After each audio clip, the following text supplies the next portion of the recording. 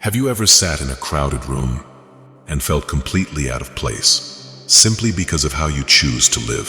For me, people look at your boundaries, they look at your habits, and they quietly label you as extreme or even weird. But today, I want to validate your heart.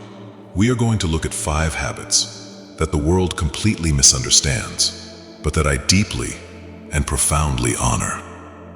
The first habit is praying over everything, not just the big emergencies. Society looks at you and thinks it is obsessive.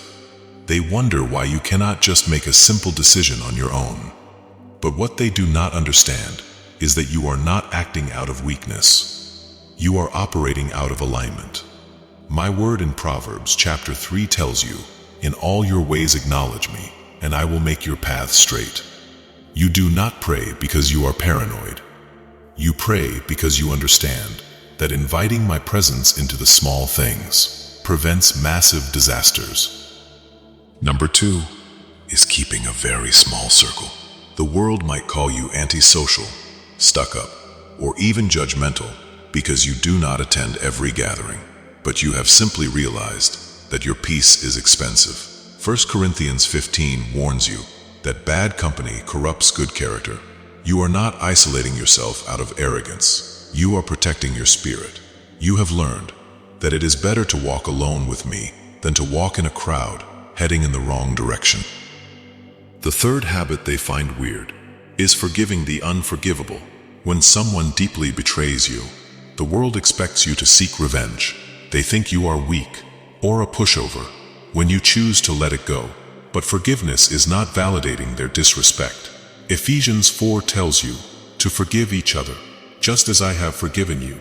You know that holding on to a grudge is like drinking poison and expecting the other person to be harmed. You forgive because you are strong enough to hand the vengeance over to me and free your own soul. Number 4 is giving, even when you do not have much left. Society says you are foolish for being generous when your own bank account is struggling.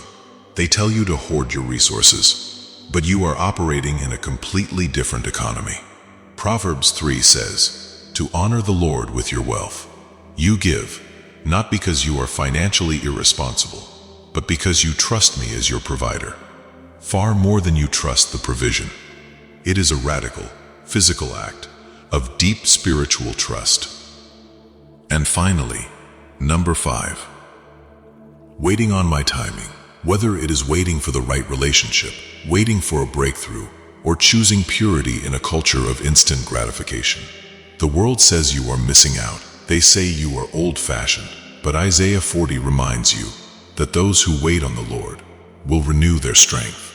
You are not repressed. You are simply refusing to settle for a temporary thrill when I am preparing an eternal blessing. You choose to honor what is holy over what is convenient. If you look closely, my beautiful child, these behaviors are not strange at all. They are the marks of a soul that belongs to my kingdom. If you are ready to keep walking this narrow path, type, "I choose your ways, Lord," in the comments below. Share this video with someone who feels misunderstood today. And subscribe to this channel to stay strong in your faith. You are not weird.